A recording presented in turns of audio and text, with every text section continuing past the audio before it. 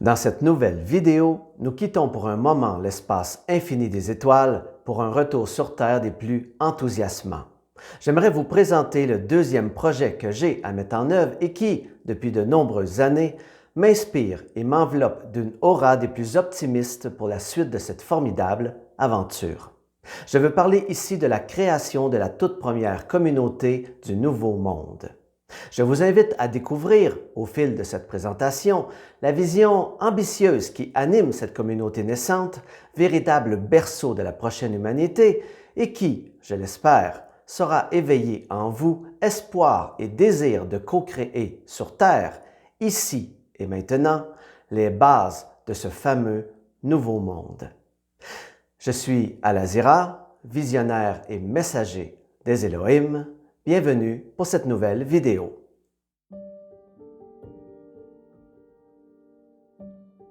Ce projet idéaliste et ambitieux consiste à reproduire sur Terre, en vase clos et sous protection divine, un calque de ce que j'ai pu observer lors de mes 6 voyages fantastiques dans le Nouveau Monde. Cette première communauté expérimentale, fondée sur l'harmonie des 7 lois, décrite dans mon premier ouvrage « Le Messager, le Nouveau Monde », servira d'immersion préparatoire au changement de paradigme à venir et à l'entrée progressive dans la nouvelle vibration. Tout comme l'être humain qui est déjà l'acteur d'une des plus grandes pièces de théâtre à ce jour, les êtres appartenant à cette communauté vont également jouer une pièce de théâtre. Et même si, au départ, les individus auront la conscience de jouer un rôle, il n'en demeure pas moins que ce qui sera expérimenté à travers ce jeu de rôle sera perçu et considéré par l'âme comme de réelles expériences. Ces expériences élèveront progressivement les êtres d'après les nouveaux paradigmes nécessaires à l'entrée dans le Nouveau Monde.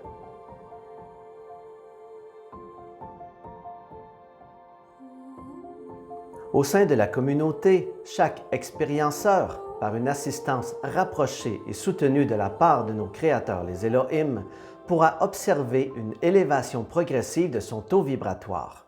Cette transformation lui permettra d'atteindre le seuil nécessaire pour, éventuellement, traverser le voile de l'illusion. Cependant, pour y parvenir, des étapes devront d'abord être franchies. Par exemple, des prises de conscience soudaines, des libérations accélérées de blocages, de chocs ou de mémoire régressive seront mises en perspective afin de faciliter le processus de guérison. Ce cheminement se poursuivra ainsi jusqu'au jour où la magie pourra faire son entrée au cœur de la communauté. À ce moment, l'impossible deviendra possible. L'homme dira à la fleur « Ouvre-toi » et la fleur s'ouvrira. Les Elohim sauront dès lors que l'humain est prêt et une rencontre officielle entre les créateurs et la création sera planifiée. Chacun se verra alors accorder, sous la bénédiction et la protection des Elohim, le pouvoir créateur sur la matière. Cette étape marquera la fin du règne adamique et l'avènement du règne évalique.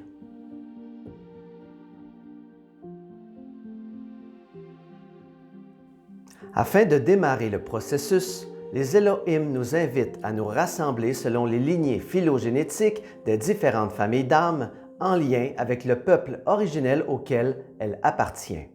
De là, l'importance de la création de cette communauté du Nouveau Monde afin de réunir la première famille d'âmes associée au peuple premier, le peuple Elohim. Les étapes suivantes se dérouleront tout naturellement en respectant la progression évolutive de chaque membre de la communauté et les cycles de passage spécifiques associés à la lignée devant être présentés. Plus concrètement, cela signifie que 12 familles d'âmes seront constituées pour représenter les 12 peuples consacrés. Chacune des familles d'âmes incarnant les spécificités de ces peuples d'origine. L'objectif ultime étant de créer sur Terre un nouveau jardin d'Éden en préparation à l'avènement du règne évalique. Le jardin d'or sera le berceau qui verra naître la prochaine humanité.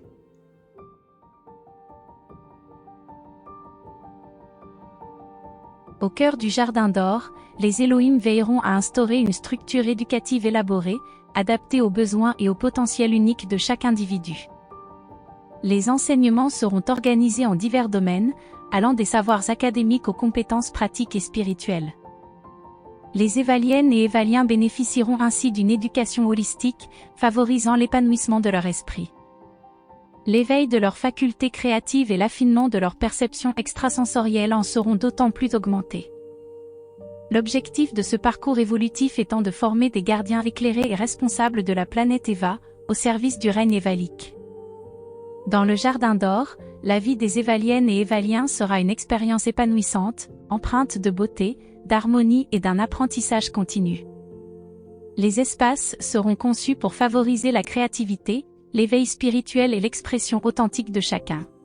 Les évaliennes et évaliens vivront en symbiose avec la nature, inspirés par la bienveillance des Elohim, qui les guideront et les soutiendront tout au long de leur cheminement d'évolution.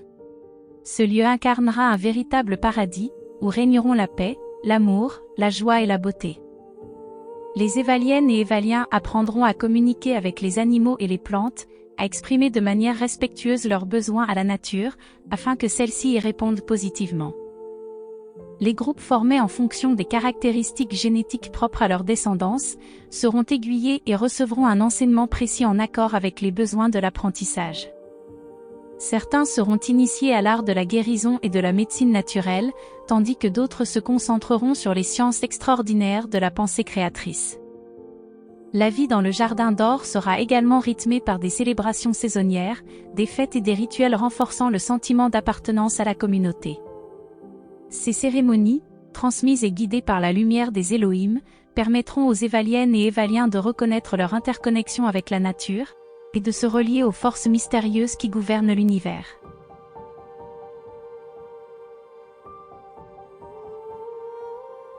Les rituels de passage sont essentiels car ils créent des espaces sacrés, véritables points d'ancrage et repères temporels sur lesquels nous pouvons nous appuyer lorsque le brouillard obscurcit les esprits. Ils s'apparentent à de petites graines semées le long de notre chemin qui non seulement nous permettent de retrouver la bonne voie en cas de besoin, mais qui guident également ceux qui emprunteront éventuellement cette même voie.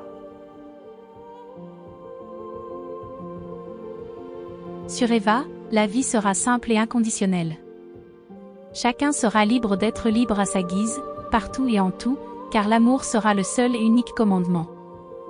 En ces lieux sacrés de l'homme, la chair restera chère et les effluves de l'amour se propageront aux quatre coins, des quatre directions, des quatre lieux.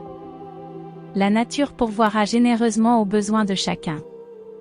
Les habitants se nourriront des fruits de l'arbre et de la terre, sans pour autant avoir à les arracher à la sueur de leur front. Tout sera abondant et à portée de main, à chaque pomme cueillie, 3 autres repousseront, encore plus colorées, savoureuses et juteuses. En ces lieux sacrés de l'homme, tout ne sera que magie et émerveillement. Chaque animal de chaque espèce avancera vers sa destinée, sans crainte et dans le respect d'autrui. La végétation, luxuriante et abondante, nourrira du plus petit au plus grand, jusqu'à satiété et ce, jusqu'à sa finalité. La nuit venue, les arbres se feront amicaux. Leurs racines et leurs branches s'animeront comme par magie, s'étirant, se tordant et s'entrelaçant de toutes parts, pour se métamorphoser en véritables abris douillets. Ces refuges offriront des lits confortables, tissés de fines brindilles et richement tapissés de feuilles et de végétaux. Chacun y trouvera repos, quiétude et réconfort auprès des siens. À l'aube, les arbres reprendront leur forme initiale, ne laissant pour unique trace qu'amour et paix en ces lieux sacrés de l'homme. De ce paradis surnaturel, chacun fera son château. Ce qui suivra n'est pas encore écrit dans le grand livre de la vie.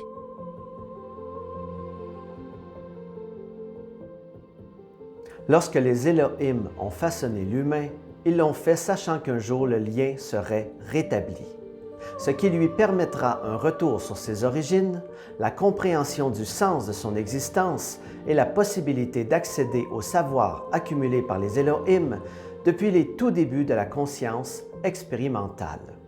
Le pouvoir sur la matière ainsi accordé, le dessein de l'homme sera accompli. Pour la toute première fois, la création deviendra l'égale de son Créateur. Les Elohim pourront à nouveau s'exclamer « Voilà que l'homme est devenu comme l'un de nous.